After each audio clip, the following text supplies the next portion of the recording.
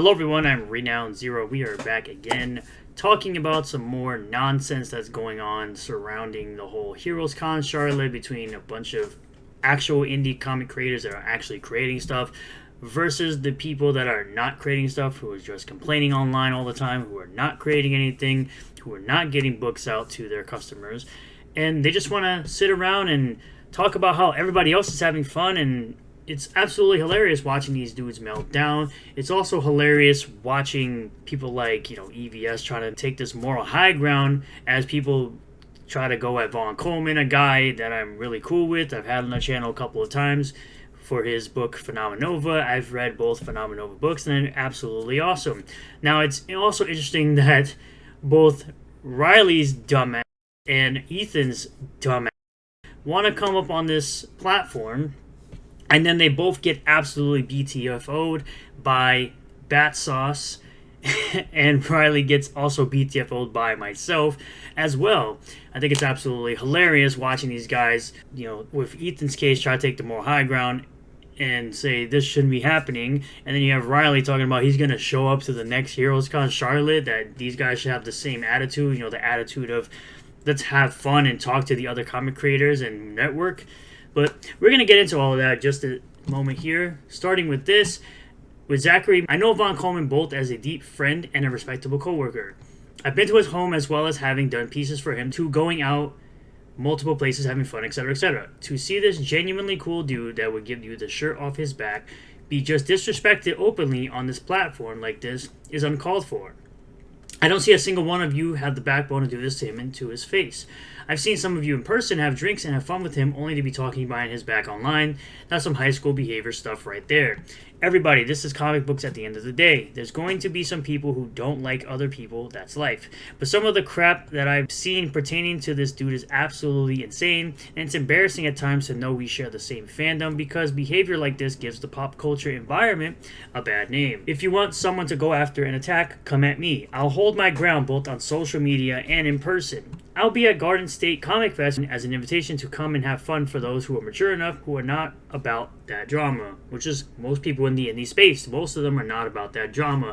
The only people that are really about that drama are the people that feel the need to, go at Eric July and anyone who isn't a part of the CG cult, who feel like you will make money if you just constantly rag and nag on somebody who doesn't pay attention to you whatsoever. Vaughn replies, Zach, you are one of the best people I've ever known, and I'm proud to call you friend. Love you to death, brother, and I can't wait for everyone to see the comic we're working on. And I say as the usual from Hail the Lore, who says who's hitting on Vaughn, and it's the usual suspects. Moving on to this nasty crap right here, where this Slappy McSlapster person, who is clearly a bot account because they've had an account clearly banned off of this platform, and now they've created another account. They say 9/11 saved his dad from a lifetime of disappointment, seeing the twink he'd grow into. Where Vaughn responds, I don't even need to say anything, just highlighting this to showcase a great example of the kinds of filthy people some friends of mine and I are dealing with. None of these people would ever say this to my face, by the way. None of them. No, because anonymity has given these people a platform to say whatever they want on the platform with no repercussions. That's typically how majority of my haters work. You have Alizmat here, shout out to Alizmat, says anonymity gives these clowns bravura they wouldn't have if they had to face you in person. Going for family is their MO, but the blocks continue to fall while you continue moving on up. I know your father would be proud of you fulfilling your purpose. That is his legacy. And Vaughn replies, thank you, yeah, I'd hope so. I know he'd be disgusted at me if I continued streaming with some of the people I used to. One of the many reasons I walked away. I didn't want the book that I'm dedicating to him to be tied to this trash. So it's not only his dad, but also his uncle as well. But you have Ethan Van Sciver, of course, coming in saying, indie comics is a mess right now. Yeah, it's in your space, in your section of the indie comic space, it's a mess. I've seen Vaughn Coleman's father's 9/11 death mocked. I've seen Shane Davis threaten IRL at a convention. He wasn't threatening. A handshake is not threatening, my God. Please, just stop with the overdramatic nonsense. And lots of other really terrible things. We could continue to race to the bottom and see how bad it can get. I mean, you're constantly racing to the bottom with your unfulfilled campaigns, wanting Fund My Comics will allow you multiple campaigns on their website because you think you deserve it. Or we can realize this is about comics, fun, and business and try to figure out a way to get along again, even as you continue to do trash casts and go at other people who don't give you the time of day. My DMs are open. It'd be great to be family again. Hashtag Comicsgate. And OC Steve says it perfectly right. It's a trap. Ravon Coleman says, comparing a man attempting a handshake at a comic book convention to someone mocking my father's passing is wild. You have MSK saying Shane Davis is an effing loser and also a huge crybaby. Dude had a meltdown over a handshake. You have Bad Sauce right here. This is the behavior of people that have to sit on a pole for support since they have no spot. Bro, that had me dying when I first read it.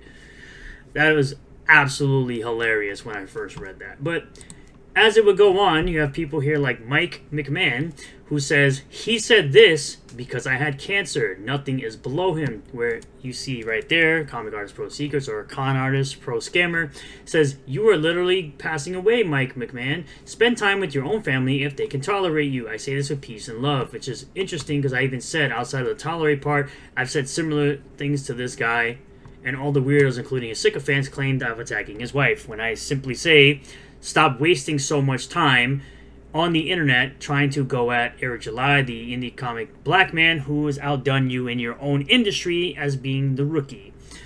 It's just sad to see. You also have, ex-Warrito showing this old DM where Ethan Van Sciver says, this has to be the greatest day of his life. All of his enemies have fallen. He's also saying Doug Tenapo has cancer, and he's about to destroy Earthworm Jim's 5-month campaign in 2 months, making all his disciples cry. Even though I believe Doug Tenapo still had the highest funded Indigo campaign when Blood Honey came out. I think this is in reference to Cyberfrog 2, if I'm not mistaken. This is, of course, when he had War Campaign as his whole gay ops. But now War Campaign is constantly exposing this clown with all the DMs because, if you're going to use DMs, you always have to be prepared that it might leak out at some point. But this is where it all comes back, where you have people saying we shouldn't use family against each other, which is true. Family should not be involved whatsoever in any of these back and forths or crap talking between creators or anybody for that matter.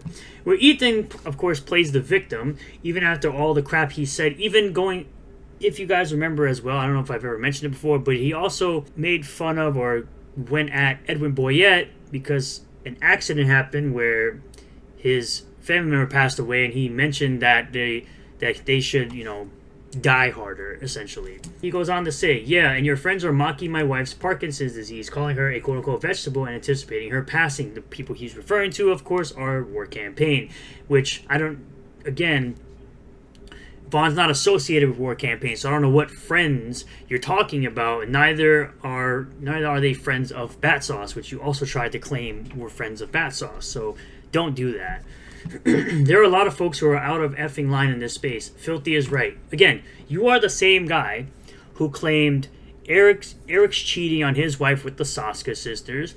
You claim that Matt Barr's wife has some medical conditions, and you claim that Matt Barr has a head wound. And then when the Riley douche was out filming Nerdrotic's wife, you were also encouraging that and encouraging those weirdos to go at Gary's wife. So for you to sit there and think you're going to be on this moral high ground, you get what you give.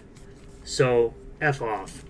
We have Leonardo saying, maybe I'm crazy, but I think wishing passing on someone or making fun of someone dealing with a sickness is a bad thing. The problem is that EVS won't step back and admit that he is guilty of the same thing and work on himself. He has a nasty swamp. Batsaw says, weird how Vaughn never mentioned anyone or hinted that he was talking about anyone specific. Ethan just jumped in to take credit and attached someone Vaughn has no connection to. That's 100% correct. When you try to associate people that Vaughn doesn't even associate with, it's crazy to me. And like I said, ex-Warrito has a point. He's trying to control the narrative because he knows he galvanized his audience to go after people's family members. He did it with Nerdrotic's wife, Eric July's great-great-grandfather, and even people's kids. Yes, he is also the same person who said that PDF files should prey on Mark Brooks' wife, another artist in the mainstream industry, which is hilarious because Mark Brooks can get commissions out and he can get books out faster than this dummy can. So I do agree that, again, family members should be off limits. However, Ethan would go on to do this. He says, we should recognize that these trolls are creating conflict where there shouldn't be any, the worst kind, where Batsauce replies with, so why was your reply to Vaughn, who never associated you to the tweet, you and your friends, when you know for a fact they aren't friends? I don't know that, he says. EVS Sciver. I don't know who's communicating with whom in back rooms. So you're assuming like a woman. So that's what you're doing. You're in your feelings and making assumptions like a woman. Stop ascribing psychic knowledge to me. Bat Sauce replies, you said you and your friends. You are the one assuming that they might be talking, so I'll just call them friends. Yeah, I don't care. So you're going to make an assumption, get called out on it, backtrack, move the goalpost, and then say you don't care. So then why did you say it in the first place? Yes, we know you don't care about a lot of things. You probably say that all the time when your boyfriend asks if you want to use them. I now wait for him to consult his back rooms for a comeback. Oh my god, bro. Bro, he's already dead. He's already dead. We had fun today, and I took that personally.